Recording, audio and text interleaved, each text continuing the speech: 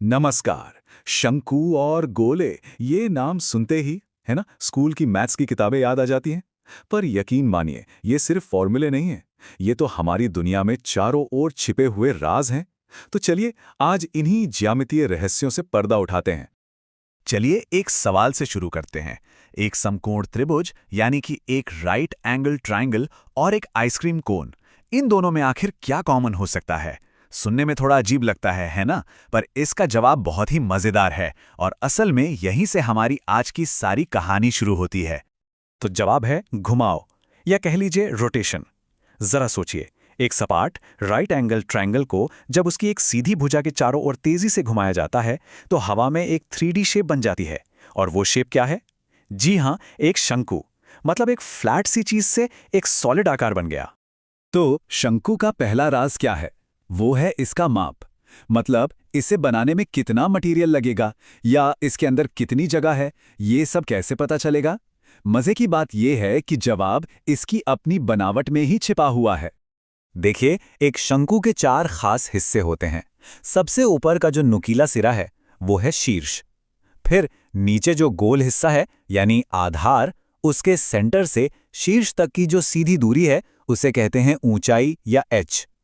आधार की त्रिज्या तो आर है ही, और वो जो तिरछी वाली लंबाई है ना, उसे कहते हैं तिर्यक ऊंचाई या एल। अब यहाँ एक बहुत ही कमाल की बात छिपी है। शंकु के अंदर एक और आकृति है। इसकी ऊंचाई h, त्रिज्या r और तिर्यक ऊंचाई l को अगर मिला दें तो क्या बनता है? एक समकोण त्रिभुज। और जहां समकोण त्रिभुज होता है वहां हमारा पुराना साथी पाइथागोरस थ्योरम तो आएगा ही। मतलब L² बराबर होगा R² प्लस H² के। अच्छा, अब इसकी सतह को मापें कैसे? इसके लिए एक छोटा सा थॉट एक्सपेरिमेंट करते हैं। सोचिए, हमने एक कागज के शंकु को उसकी तिरछी लंबाई से कैंची से काटा और उसे जमीन पर फैला दिया। हमें क्या दिखेगा? एक वृत्त का कटा हुआ टुकड़ा, जिसे मैथ्स की भाषा में त्रिज्यखंड कहते हैं। तो यहाँ सबसे जरूरी बात यह है कि शंकु की जो घुमावदार सतह का एरिया है वो असल में उस खुले हुए त्रिज्यखंड के एरिया के ठीक बराबर है। कितना सिंपल है ना? और गणित हमें बताता है कि उस त्रिज्यखंड का क्षेत्रफल होता है पाई गुणा आर गुणा एल, यानी पाई आर एल। बस यही शंकु के वक्र पृष्ठीय क्षेत्रफल का यानी उसके कर्व्ड सरफेस के एरिया का फॉर्मूला है। और अगर हमें पूरे शंकु का एरिया चाहिए हो, मतलब उसे पूरी तरह से ढकने के लिए कितना कागज लगेगा, तो हम बस उसके घुमावदार हिस्से के एरिया पाई आर एल में नीचे वाले गोल आधार का एरिया पाई आर स्क्वायर जोड़ देंगे। बस हो गया। शंकु को तो हमने काट कर खोल कर देख लिया, पर अब जरा एक और गजब की शेप के बारे में बात करते हैं। गोला। इसका तो कोई कोना या किनारा ही नहीं है जिसे काटा जा सके, तो फिर इसकी सतह को कैसे मापेंगे? इसका जवाब ना एक बहुत ही प्यारे से एक्सपेरिमेंट में छिपा है। सोचिए कि एक गेंद ली है और उस पर एक धागा लपेटना शुरू किया है, और तब तक लपेटते रहे जब तक उसकी पूरी सतह ढक ना जाए, एक भी जगह खाली ना बचे। अब आता है असली जादू। जब उस पूरे धागे को गेंद से खोला जाता है और फिर उसी गेंद की रेडियस वाले फ्लैट सर्कल्स को भरने के लिए इस्तेमाल किया जाता है, तो एक हैरान करने वाली बात सामने आती है। वो धागा बिल्कुल ठीक 4 सर्कल्स को भर देता है, न 1 इंच कम न 1 इंच ज्यादा। 4। बस यही नंबर गोले के एरिया का सारा राज है। यह हमें बताता है कि एक गोले का जो सरफेस एरिया होता है वो उसी की रेडियस वाले एक सर्कल के एरिया का ठीक 4 गुना होता है। और इसी से हम सीधे पहुंचते हैं फॉर्मूले पर। हमें पता है कि एक सर्कल का एरिया पाई आर स्क्वायर होता है, तो गोले का सरफेस एरिया कितना होगा? बस 4 गुना पाई आर स्क्वायर। है ना कितना एलिगेंट और सिंपल? और सोचिए, अगर हम गोले को ठीक बीच से काट दें तो हमें मिलेगा एक अर्धगोला यानी हेमिस्फीयर। अब यहाँ एक छोटी सी पर जरूरी बात है। इसकी जो घुमावदार सतह है उसका एरिया तो पूरे गोले का आधा यानी 2 पाई आर स्क्वायर होगा, लेकिन अगर इसके कुल पृष्ठीय क्षेत्रफल की बात करें तो हमें घुमावदार हिस्से 2 पाई आर स्क्वायर में ऊपर वाली सपाट गोल सतह पाई आर स्क्वायर को भी जोड़ना होगा, तो ये कुल मिलाकर 3 पाई आर स्क्वायर हो जाता है।